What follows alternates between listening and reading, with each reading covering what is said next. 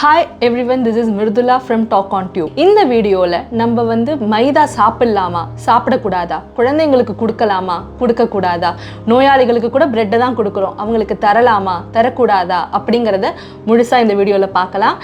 கடைசி வரைக்கும் பாருங்க, இதனால நீங்களுமே அவேர் ஆவீங்க, நாங்க போடுற எஃபோர்ட்டுமே கம்ப்ளீட்டா உங்களுக்கு சேரும்.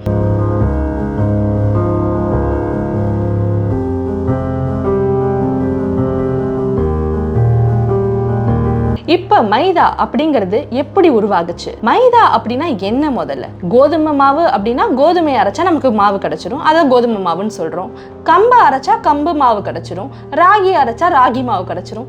எதை அரைச்சா மைதா கிடைக்கும்? இதுக்கான ஆன்சரும் கோதுமை தாங்க. என்னது கோதுமையா? அப்போ கோதுமை மாவுக்கும் மைதாக்கும் என்னதான் வித்தியாசம்? அதுக்கு முதல்ல நம்ம கோதுமையோட பிசியாலஜியை பார்க்கணும். என்னடா பயாலஜிலாம் சொல்றீங்க அப்படின்னு இருக்கும், பட் பாருங்க நல்லா தான் இருக்கும். இப்போ கோதுமை எடுத்துக்கிட்டோம் அப்படின்னா அதுக்கு வெள்ளை ஒரு தோல் மாதிரி இருக்கும், அது பேர் தான் பிரான் அப்படின்னு சொல்லுவாங்க. அந்த பிரானுக்கு உள்ள எண்டோஸ்பெர்ம் அப்படின்னு இருக்கும், அதுக்குள்ளதான் ஜெர்ம் இருக்கும். இப்போ இது முழுசா நம்ம அரைச்சோம் அப்படின்னா அது கோதுமை. இதே அந்த வெள்ளை இருக்கிற தோலையும் உள்ள இருக்கிற ஜெர்மையும் எடுத்துட்டு அரைச்சோம் அப்படின்னா அதுதாங்க மைதா. இதை எப்படி கண்டுபிடிச்சாங்க அப்படின்னு பார்த்தோம்னா 5000 வருஷத்துக்கு முன்னாடியே கண்டுபிடிச்சிட்டாங்க. ஆமாங்க, 5000 வருஷத்துக்கு முன்னாடியே எகிப்தியர்கள் இதை கண்டுபிடிச்சிட்டாங்க. சும்மா இந்த கோதுமை மாவை கல்லுல எல்லாம் அரைச்சிட்டு இருக்கும் போது என்னடா இது இவ்வளோ கொரன்னு இருக்கே, நல்லா மெதுன்னு சாஃப்டா இருந்தா நல்லா இருக்குமே அப்படின்னு நினைச்சாங்க. அப்ப அங்க இருக்கிற ஞானி யாரோ ஒருத்தவர், ஏன் நம்ம பேசாம இதோட தோலெல்லாம் எடுத்துட்டு அரைக்க கூடாது அப்படின்னு நினைச்சு அரைச்சு கண்டுபிடிச்சு எக்ஸ்பெரிமெண்ட் பண்ணி சக்சஸ் ஆனதுதான் இந்த மைதா. அந்த மைதா அதுக்கப்புறம் ரொம்ப பிடிச்சு போய் கொஞ்சம் கொஞ்சமா ஈஜிப்ட்ல இருந்து அப்படியே யூரோப்புக்கு பரவ ஆரம்பிச்சதுங்க. அந்த யூரோப்புக்கு பரவனதும் அவங்களுக்கும் ரொம்ப பிடிச்சு போச்சு. அதுல இந்த பிரெட் மேக் பண்றது என்ன, பாஸ்தா பண்றது என்ன அப்படின்னு சூப்பரா சாப்பிட்டுட்டு இருந்தாங்க. ஆனா இந்த சாதா கோதுமையிலேருந்து இந்த தோல் எல்லாத்தையும் எடுத்துட்டு அரைக்கிறது ரொம்பவே டைம் கன்சியூமிங்காகவும் இருந்தது, அதே மாதிரி வேலையும் நிறையா செய்கிற மாதிரி இருந்தது. அதனால இந்த பிரெட்டை வெறும் ராஜாக்களும் ராணிகளும் பணக்காரர்கள் மட்டும்தான் சாப்பிட்டுட்டு இருந்தாங்க. ஏழைகள் எல்லாமே சாதா கோதுமை பிரெட் தான் சாப்பிட்டுட்டு இருந்தாங்க. அதனால தான் நம்ம பிரெஞ்சு ரெவல்யூஷன்லுமே கூட பார்க்கலாம், மக்கள் எல்லாருமே நீங்க மட்டும் என்ன நல்லா மெத்துன்னு இருக்கிற ஒயிட் பிரெட் சாப்பிட்றீங்க, நாங்க மட்டும் கடக்கு முடக்குன்னு இருக்கிற இந்த சாதா பிரெட்டை சாப்பிடணுமா அப்படின்லாம் சொல்லி சண்டை போட்டிருக்காங்க. இதை பார்க்கும்போது நீங்க யோசிக்கலாம், பாருங்க அந்த காலத்துல ராஜா ராணி சாப்பிட்ட சாப்பாடுலாம் நான் இப்ப சாப்பிடுறேன், அதை சாப்பிட்டா உடம்புக்கு கெடுதல் அது இதுன்னு சொல்லிட்டு என்னையும் என்னோட பரோட்டாவையும் தள்ளி வைக்கிறீங்களே, பிரிச்சு வைக்கிறீங்களே அப்படின்னு நீங்க நினைக்கலாம். நீங்க நினைக்கிறது ஒன்றும் தப்பு இல்லை, பட் அந்த காலத்துல ராஜா ராணிகளுக்கு தெரியல நம்ம சாப்பிட்றது சாதா சக்க ஃபுட்டு, அவங்க சாப்பிட்றது தான் சத்தான ஃபுட்டு அப்படிங்கிறது அவங்களுக்கு தெரியல. இந்த மைதாவை அப்ப இருந்த மாதிரியே நம்ம இப்ப சாப்பிட்டு கூட இந்த அளவுக்கு நமக்கு எஃபெக்ட் இருக்காது. இந்த மைதா நல்லா பலன்னு இருக்கணும், பாலிஷ்டா இருக்கணும், நல்லா வெள்ளையா இருக்கணும் அப்படிங்கிறதுக்காக நிறைய கெமிக்கல்ஸ் ஆட் பண்ணதுனால தான் இதை நம்ம ஒயிட் பாய்சன் ஆக்கிட்டாங்க அப்படின்னே கூட சொல்லலாம். என்னென்ன கெமிக்கல்ஸ் ஆட் பண்றாங்க அப்படின்னு பார்த்தோம்னா, ஃபர்ஸ்ட் அது வெள்ளையா ஆக்கிறதுக்காக பென்சனைட் பெராக்சைடு அப்படிங்கிற ஒரு கெமிக்கலை யூஸ் பண்றாங்க. இது நார்மலா எதுக்கு யூஸ் பண்ணுவாங்க அப்படின்னு பார்த்தோம்னா, நம்மளோட ஹேர் கலரிங்க்கெல்லாம் யூஸ் பண்ணுவாங்கல்ல, அதுல யூஸ் பண்ணுவாங்க. அது மட்டும் இல்லாமல் ஃபினைல் எல்லாம் யூஸ் பண்ணுவாங்க. அதுக்கு யூஸ் பண்றதை நம்ம சாப்பிட்டோம் அப்படின்னா நம்மளோட குடல் வெளுக்கிறதுக்கும் வாய்ப்பு இருக்கு. அது மட்டும் இல்லாம குடல் புண்கள் வரலாம், அல்சர் கூட வரலாம். சரி, ஓகே, இதுதான் இருக்கா அப்படின்னு பார்த்தோம்னா இன்னொரு கெமிக்கலும் ஆட் பண்றாங்க, அது பேர் ப்ளீச்சிங். எனக்கு இந்த வெள்ளை பத்தாது, இன்னும் நல்லா வெள்ளையாகணும் அப்படிங்கிறதுக்காக குளோரின் டை ஆக்சைடு ஆட் பண்றாங்க. இந்த குளோரின் டை ஆக்சைடு இது ஸ்டார்ச்சோட சேரும்போது அலாக்சான் அப்படிங்கிற ஒரு கெமிக்கலை ஃபார்ம் பண்ணுது. இந்த அலாக்சான் அப்படிங்கிறது எதுக்கு யூஸ் பண்ணுவாங்க அப்படின்னு பார்த்தா, நார்மலாக நம்ம மருந்தெல்லாம் டெஸ்ட் பண்ணணும் அப்படின்னா நம்ம எலிக்கெல்லாம் மருந்து கொடுத்து தானே டெஸ்ட் பண்ணுவோம். அந்த எலிக்கு மருந்து கொடுக்கணும்னா முதல்ல அதுக்கு அந்த நோய் இருக்கணும்ல. அந்த மாதிரி டயாபெட்டிஸை உண்டாக்குறதுக்காக கொடுக்குற மருந்து பொருள் தான் இந்த அலாக்சான். இதை நம்ம எடுத்துக்கிட்டோம், இந்த மைதால ப்ரொடியூஸ் ஆனதை நம்ம எடுத்துக்கிட்டோம் அப்படின்னா நமக்கு இன்னும் டயாபெட்டிஸ் அதிகமாகிறதுக்கு வாய்ப்பு இருக்கு. நார்மலா இப்ப நீங்க யோசிக்கலாம், என்னடா கோதுமையும் மைதாவும் ஒன்று தானே, கிட்டத்தட்ட ஒரே இதுல தானே வருது, ஏன் மைதாக்கு மட்டும் இவ்வளோ கெடுதல் வருது அப்படின்னு பார்க்கும்போது, நம்ம கோதுமை அப்படின்னு பார்க்கும்போது ஃபுல்லா அரைக்கணும். நார்மலா நீங்க ஆப்பிள் சாப்பிடும்போது வீட்டில் என்ன சொல்லுவாங்க அப்படின்னா, தோலெல்லாம் சீவிட்டு சாப்பிடாத, தோலோட சாப்பிடு, அதுதான் சத்து அப்படிங்குவாங்க. அதே மாதிரி தான் இந்த கோதுமையிலையுமே. இந்த கோதுமையோட தோலில் நிறைய சத்துக்கள் இருக்கு, ஆனா அதுக்குள்ள இருக்கிறதுல கம்மியான சத்துக்கள் தான் இருக்கு. அதனால தான் கோதுமை கொஞ்சம் வெறும் ஸ்டார்ச் மட்டும் இல்லாமல் மினரல்ஸும் இருக்குது, ஃபைபர்ஸும் இருக்குது. பட் நம்மளோட மைதாவை பார்க்கும்போது வெறும் ஸ்டார்ச் மட்டும்தான் இருக்குது. இந்த ஸ்டார்ச் மட்டுமே வந்து நமக்கு என்ன பண்ணும் அப்படின்னா நம்மளோட வெயிட் அதிகப்படுத்தும். வெயிட் அதிகப்படுத்துறதுனால நம்மளுக்கு சுகர் வர்றதுக்கு வாய்ப்பு இருக்குது. அதே மாதிரி வந்து பெண்கள் அப்படின்னு பார்க்கும்போது நமக்கு PCODs கூட வர்றதுக்கு வாய்ப்பு இருக்குது. அதுவே ஆல்ரெடி அப்படி இருக்கும்போது இதில் நம்ம இன்னும் எக்ஸ்ட்ரா கெமிக்கல்லாம் போடும்போது அது இன்னும் நமக்கு உடம்புக்கு கெடுதல் ஆகிடுது. சரி, ஓகே, இவ்வளோ கெடுதல்னு சொல்கிறீங்களே, நம்ம ஏதாவது பேன்லாம் பண்ணுறதுக்கு ஸ்டெப் எடுத்திருக்காங்களா அப்படின்னு கேட்டிங்கன்னா எல்லாத்தையும் கம்ப்ளீட்டாக மைதாவை பேன் பண்ணுறதுக்கு ஸ்டெப் எடுக்கலை. பட் இதே மாதிரி வந்து ப்ளீச் பண்ணுறதுக்கு, அதாவது வந்து நார்மலாக இருக்கிற மாவை வந்து கொஞ்சம் வெள்ளையாக்கணும் அப்படிங்கிறதுக்காக ஆட் பண்ணுற கெமிக்கல்ஸை, அது மட்டும் இல்லாமல் நம்ம பிரெட் எல்லாம் பண்ணும்போது நல்லா உப்பி வரணும் அப்படிங்கிறதுக்காக பொட்டாசியம் புரோமேட் அப்படிங்கிற ஒரு கெமிக்கலை யூஸ் பண்ணுவாங்க. இந்த பொட்டாசியம் புரோமேட்டை யூஸ் பண்ணும்போது நமக்கு வந்து கிட்னி பிரச்சனை வர்றதுக்கும் வாய்ப்பு இருக்குது.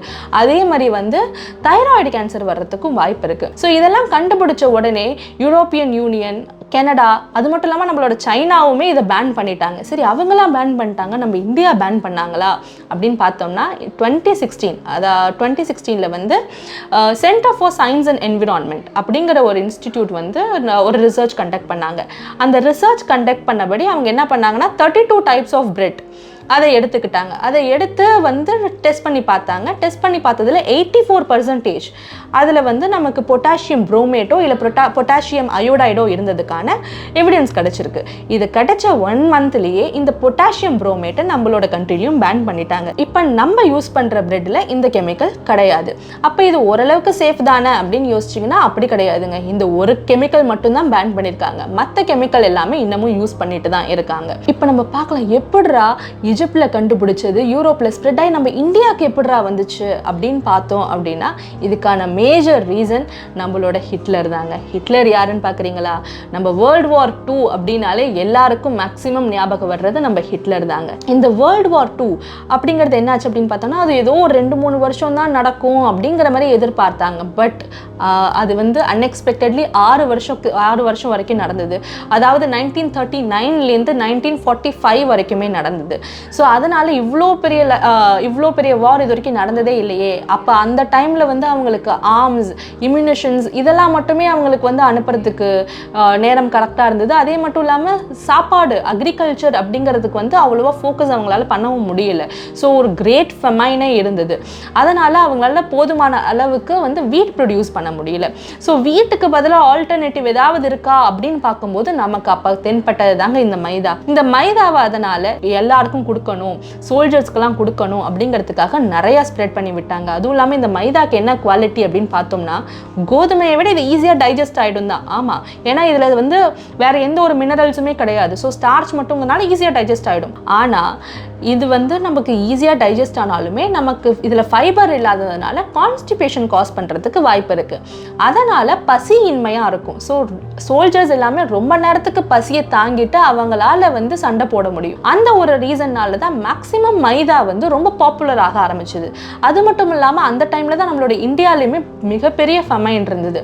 ஸோ அந்த டைமில் நமக்கு கோதுமையை கொடுக்க முடியாதனால மைதா, இதாப்பா நீ சாப்பிடணும், எங்கள்கிட்ட வேறு எதுவுமே இல்லை, இதே சாப்பிடு அப்படின்னு சொல்லிட்டு எமர்ஜென்சி பீரியடில் கொடுத்தது தாங்க இந்த மைதா.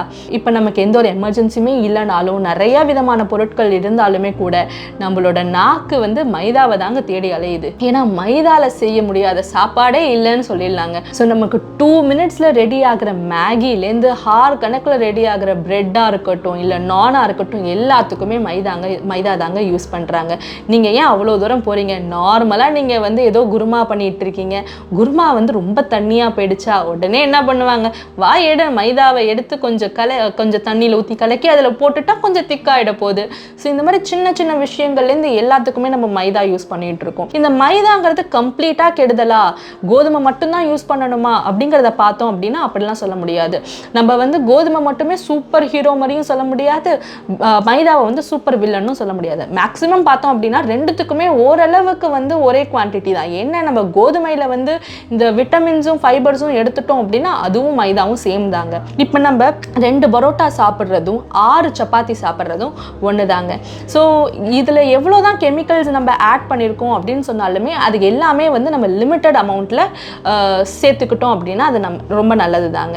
இப்போ இதை கெமிக்கல்ஸ் எல்லாம் ஆட் பண்ணுறோம் அப்படின்னு சொல்லியிருக்கீங்களே, இதெல்லாம் எதிர்த்து யாருமே போராடலையா, யாருமே இதை கேட்கலையா அப்படின்னு கேட்டிங்கன்னா கேட்டிருக்காங்கங்க. நம்மளோட father of food safety and security அப்படின்னு சொல்லப்படுற ஹார்வே வைலி இவங்க வந்து ஃபஸ்ட்டு நம்மளோட 1800ஸ்லேயே என்ன கேட்டுட்டாங்க அப்படின்னா, இங்கே பாருங்கள் ப்ரெட்டை விற்க சொன்னால் ப்ரெட்டில் ஃபுல்லாக கெமிக்கலாக சேர்த்து விற்கிறாங்க, இதுக்கு ஒரு எல்லை இல்லையா அப்படிங்கிற மாதிரி கேட்டிருக்காங்க. ஸோ அதனால் வந்து நிறைய ப்ரொட்டஸ்ட்லாம் நடத்தி save the bread save the nation அப்படிங்கிற ஸ்லோகன்லாம் சொல்லி நடத்தியிருக்காங்க. பட் கடைசியில் கோர்ட் வரைக்கும் போனாலுமே அந்த கம்பெனிலாம் என்ன சொல்லிட்டாங்க அப்படின்னா, நாங்கள் கெமிக்கல்ஸ் ஆட் பண்ணுறோம் தான், ஆனால் நிறையாலாம் ஆட் பண்ணல, கொஞ்சமாக தான் ஆட் பண்ணுறோம், இதனால் எந்த ஒரு பாதிப்பும் மக்களுக்கு வராது அப்படிங்கிற மாதிரி சொல்லி அனுப்பிட்டாங்க. அதே மாதிரி தான் இப்போ நம்ம யூஸ் பண்ணுற மைதாவில் பர்மிசிபிள் அமௌண்ட் ஆஃப் கெமிக்கல்ஸ், அதாவது போதுமான அளவுக்கு லிமிட்டட் அமௌண்ட் ஆஃப் கெமிக்கல்ஸ் நம்ம யூஸ் பண்ணோம்னாலே நமக்கு வந்து அந்த அளவுக்கு ஒரு பாதிப்பு இருக்காது. ஏன்னா இப்போ இருக்கிற காலகட்டத்தில் மேக்ஸிமம் ஃபுட் நம்ம யூஸ் பண்ணுறது கெமிக்கலாக தாங்க இருக்குது. உணவே மருந்து அப்படிங்கிற காலம் போய் கெமிக்கலே உணவு அப்படிங்கிற காலத்துக்கு நம்ம வந்துட்டோம். நம்ம நார்மலாக ஒரு ஆப்பிள் எடுத்தோம்னாலே கூட ஹெல்த்தி ஃபுட் அப்படின்னு சொல்லிட்டு நம்ம எடுப்போம். பட் அதுலேயுமே நிறைய ப்ரிசர்வேட்டிவ்ஸ் ஆட் பண்ணியிருக்காங்க, பெஸ்டிசைட்ஸ் ஆட் பண்ணியிருக்காங்க, அது நல்லா பாலிஷ்டாக இருக்கணுங்கிறதுக்காக வேக்ஸை தான் அப்ளை பண்ணியிருக்காங்க. ஸோ இந்த மாதிரி இருக்கும்போது நம்ம வந்து இதை வந்து கம்ப்ளீட்டாக அவாய்ட் பண்ணிடணுமா அப்படின்னு பார்க்கும்போது அது வந்து வாய்ப்புகள் ரொம்ப கம்மி தான். இப்போ நம்ம பரோட்டா எடுத்துக்கிறோம் அப்படின்னு பார்த்தோம் அப்படின்னா வெறும் பரோட்டா மட்டும் சாப்பிடாம கூடவே வந்து நிறையா காய்கறிகளும் இல்லை ஸ்ப்ரவுட்ஸோ இல்லை சாலடோ அதே மாதிரி நிறைய ப்ரோட்டீன் இருக்கிற கண்டென்ட்டாக அந்த மாதிரி நம்ம சாப்பிட்டோம் அப்படின்னா ஒரு பேலன்ஸ்டு டயட் மாதிரி ஃபார்ம் ஆகிடும். அது மட்டும் இல்லாமல் வேறு ஏதாவது ஆல்டர்னேட்டிவ் இருக்கா அப்படின்னு பார்க்கும்போது நமக்கு வந்து ராகி மாவு இருக்குது, சோள மாவு இருக்குது, கம்பு மாவு இருக்குது, இல்லையா ஆல்மண்ட் ஃப்ளோர் கூட இருக்குது. ஸோ இந்த மாதிரி நிறையா இருக்கும்போது நம்ம அதெல்லாம் கூட ஆப் பண்ணிக்கலாம். பட் நம்ம இதை மினிமமாக யூஸ் பண்ணோம் அப்படின்னா நமக்கு எப்போதுமே நல்லது தாங்க. ஸோ அளவுக்கு மீறினால் அமிர்தமும் நஞ்சு, அதனால் அளவோட சாப்பிட்டா எந்த ஒரு பிரச்சனையுமே இல்லை. இப்போ இந்த மைதாவால் வந்து நமக்கு வந்து ஏதாவது பெனிஃபிட் இருக்கா அப்படின்னு பார்க்கும்போது ஒன்று வந்து ஆப்வியஸாக நம்மளோட டேஸ்ட்டை சாட்டிஸ்ஃபை பண்ணுது. செகண்ட் என்னது அப்படின்னு பார்த்தோம்னா, நம்ம ஆரம்பத்திலே பார்த்துருந்தோம் இந்த மைதாங்கிறது வெறும் ரிச் பீப்புள் மட்டும்தான் யூஸ் பண்ணிட்டு இருந்தாங்க, நம்மள மாதிரி சாதா மக்கள்லாம் இதை வந்து சாப்பிட முடியல அப்படின்ட்டு. ஆனால் இப்போ பார்த்தோம் அப்படின்னா நம்ம ஒரு ரோட்டில் போனோம் அப்படின்னா 2 சைடுமே அவ்வளோ பரோட்டா கடை இருக்குது. அது மட்டும் இல்லாமல் 5 ஸ்டார் ஹோட்டல்லையும் செய்கிறாங்க, ரோட்டு கடையிலையுமே செய்கிறாங்க. ஸோ வந்து சாதா மனுஷனாலையும் சாப்பிட முடியுது, ரிச் பீப்புளாலுமே இந்த பரோட்டாவை சாப்பிட முடியுது. ஸோ அட்லீஸ்ட் பரோட்டா மூலியமாவது நமக்கு வந்து ஒரு ஈக்குவாலிட்டியை கொண்டு வந்திருக்கோம் அப்படிங்கிற மாதிரி சொல்லலாம். அதுக்கப்புறம் நீங்கள் ஹோட்டல் வந்தீங்க அப்படின்னா பரோட்டா இல்லாத கடையே இருக்காது. ஸோ அந்த மாதிரி நிறைய எம்ப்ளாய்மெண்ட் ஆப்பர்ச்சுனிட்டியுமே ஜென்ரேட் பண்ணிட்டு இருக்கு. ஸோ ஒரு எக்கனாமி அப்படின்னு பார்க்கும்போது இந்த மைதாவுமே ஒரு பெரிய பார்ட் அப்படின்னே சொல்லலாம். பட் ஹெல்த்னு வரும்போது நம்ம லிமிட்டடாக யூஸ் பண்ணோம் அப்படின்னா நம்மளும் ஹெல்த்தியாக இருக்கலாம், ஜாலியாக இருக்கலாம், என்ஜாய் பண்ணலாம். ஸோ இந்த வீடியோ உங்களுக்கு பிடிச்சிருந்தது அப்படின்னா லைக் பண்ணுங்கள், ஷேர் பண்ணுங்கள், நம்மளோட சேனலை சப்ஸ்கிரைப் பண்ணுங்கள். வேறு ஏதாவது பற்றி பேசணும் அப்படின்னாலும் கூட நீங்கள் கமெண்ட்டில் சஜஸ்ட் பண்ணுங்கள். தேங்க்யூ.